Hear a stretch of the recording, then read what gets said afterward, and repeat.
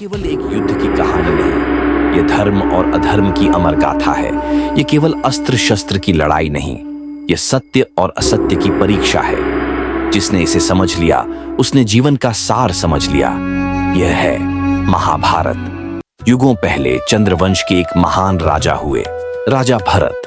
वे महापराक्रमी और धर्मपरायण थे। उन्हीं के नाम पर इस देश का नाम भारत पड़ा।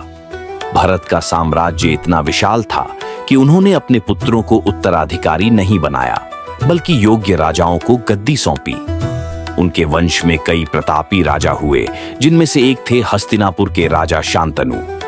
एक दिन जब राजा शांतनु गंगा किनारे शिकार कर रहे थे, उन्होंने एक दिव्य स्त्री को देखा। उनका सौंदर्य अपार था।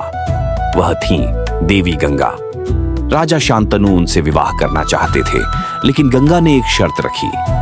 आप मुझसे कोई प्रश्न नहीं पूछेंगे। राजा ने शर्त मान ली और विवाह हो गया। गंगा ने एक एक कर 7 पुत्रों को नदी में बहा दिया, लेकिन जब उन्होंने 8वें पुत्र को बहाने की कोशिश की तो राजा शांतनु से रहा नहीं गया। उन्होंने प्रश्न पूछ लिया और गंगा ने उन्हें छोड़ दिया। यह 8वां पुत्र आगे चलकर महाभारत के सबसे महान योद्धा बने, भीष्म। समय बीता।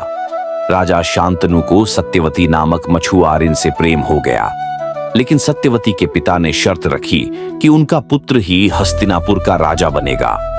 अपने पिता के प्रेम के लिए शांतनु के पुत्र ने एक भयंकर प्रतिज्ञा ली।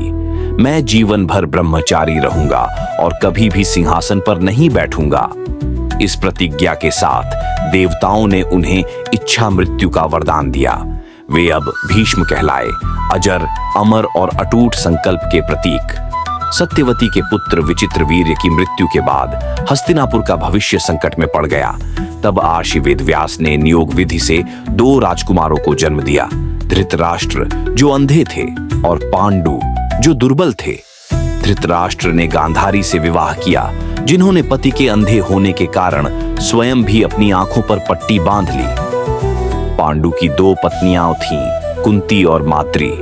कुंती को एक दिव्य वरदान प्राप्त था, जिससे उन्होंने युधिष्ठिर, भीम और अर्जुन को जन्म दिया। माद्री से नकुल और सहदेव का जन्म हुआ। ये 5 पांडव कहलाए। लेकिन कौरवों के सबसे बड़े पुत्र दुर्योधन को पांडवों से गहरी जलन थी, और यहीं से महाभारत की ज्वाला भड़क उठी।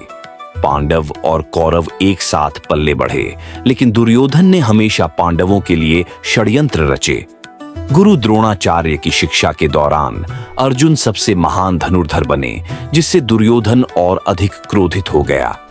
अंततः लाक्षागृह में पांडवों को जलाने का षड्यंत्र हुआ, लेकिन वे बच निकले।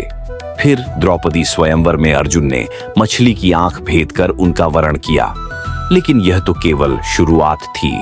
असली संघर्ष अभी बाकी था। धर्म और अधर्म की यह कहानी यहीं समाप्त नहीं होती, बल्कि यहीं से प्रारंभ होती है। क्या होगा जब कौरव और पांडव आमने सामने होंगे? क्या अर्जुन को मिलेगा गीता का दिव्य ज्ञान, और किसका होगा धर्म युद्ध में विजय?